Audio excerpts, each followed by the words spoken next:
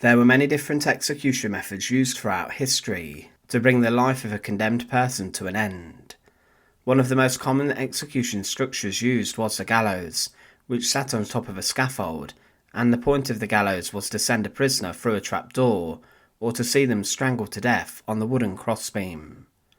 Over history, slow strangulation was the most common cause of death on the gallows, but as time developed, different drops were trialled and used which snapped the neck of the condemned and brought about death in a more efficient and speedier way.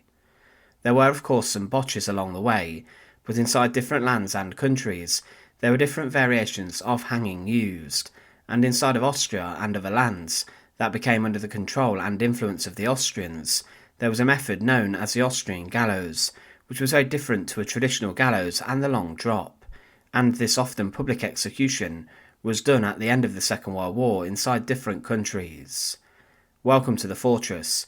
Today we look at the Austrian Gallows. To support our channel, please make sure to subscribe.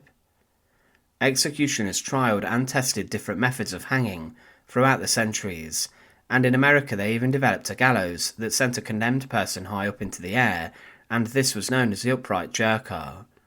On the whole, this was unsuccessful, as there were more botches than successful executions, but all of the trials were done to avoid botching executions that were poorly performed. One of the worst executions conducted saw Black Jack Tom Ketchum lose his head on the gallows. It was said of this that he walked firmly up the stairs, saying as he went up, "Dig my grave deep, boys." Stepping upon the trapdoor he asked for the black cap, and it was placed over his head, but it had to be removed to permit the rope to be placed on his neck, and whilst they delayed somewhat he became impatient and said, "Let her go, boys." The sheriff cut the trigger rope with a hatchet, and his body shot down with all its 215 pounds of weight. Everyone within or without the stockade held their breath, and the hearts gave a great bound of horror when it was seen that his head had been severed from his body by the fall. His body alighted squarely upon its feet, stood for a moment, swayed and fell, and the great streams of red blood spurted from his neck, as if to shame the very ground upon which it poured. The head rolled aside and the rope, released, bounded high and fell with a great thud upon the scaffold from whence it came. Even at the end of the Second World War, John C. Woods would botch the Nuremberg hangings in the 1940s, but inside of Austria there was a different execution method used. The hanging procedure often inside of Austria was not regulated and kept in check by legislation, and different hangings were carried out by executioners who operated within the nation. The decision on how a hanging should be carried out was decided by local officials and government, and there were also no special gallows used for hangings, unlike in England when the new drop gallows was devised. Usually the hanging rope would be tied to a tree, and the victim was hoisted up and placed on a platform, such as a chair, and this was kicked out from underneath them, and the victim would die from slow strangulation. There were also inside of Austria no professional or state-appointed hangmen, and the executioners were usually policemen or men who had worked as bodyguards. Many lands which fell under the influence and control of the Austrian Empire used shooting also as a legal method of execution, and this was the case when the Yugoslav kingdom was established in 1918, but the nation retained Austrian laws, and in these, executions were to be carried out using the hanging, which were to be performed by a professional hangman appointed by the government. In 1929, inside of Yugoslavia, a penal code was adopted which stipulated in certain parts of the nation that hanging was the only method of execution to be carried out, and this was to be done on what was referred to as the Austrian Gallows. This was a single wooden post, in which there was a metal hook at the top, where the noose was to be attached, and then at the back of the post was a small platform for the executioner to stand on. The condemned were walked up to the post, and they were then stood on a wooden box with their back to the post, and the executioner then placed a noose around their neck, and usually a piece of cloth or a cap over their face, so that the crowd could not see the final moments. When the executioner gave the signal that he was ready, his assistant then kicked the box from underneath the prisoner's feet and pulled down on the body by the legs. The weight of the body then tightened the noose and caused death. However, this was said to have took around 10 minutes to occur.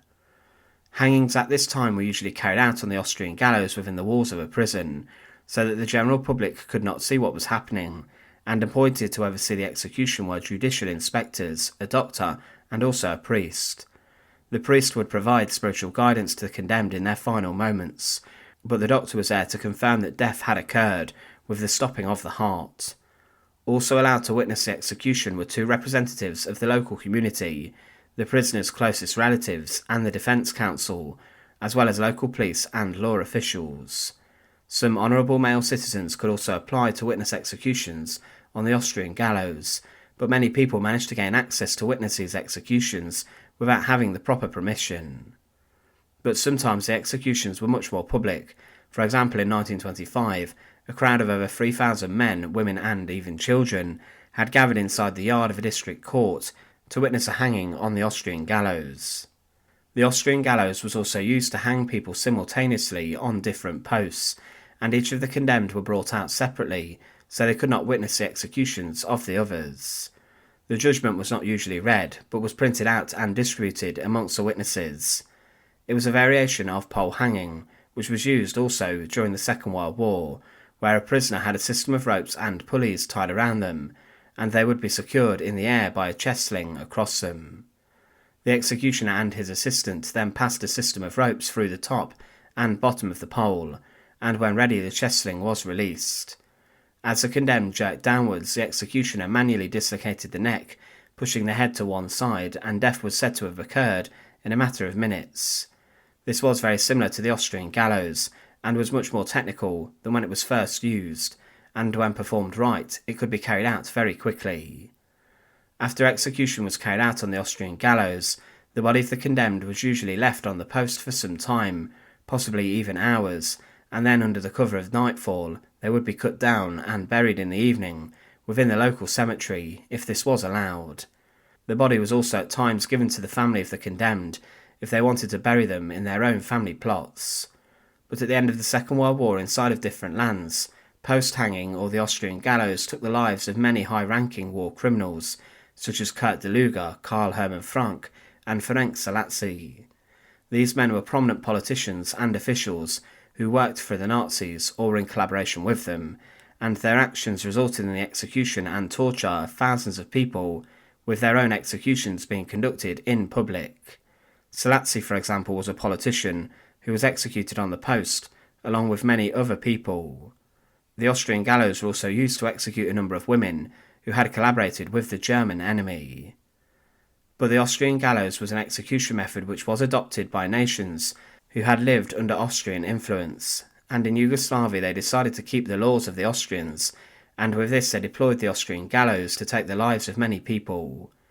It was an execution method which saw someone slowly strangled to death, initially after a period of about 10 minutes, but then different modifications were made to make someone succumb to their ordeal quicker on the Austrian gallows. Thanks for watching. To support our channel, please make sure to subscribe, and once again, thank you so much for watching.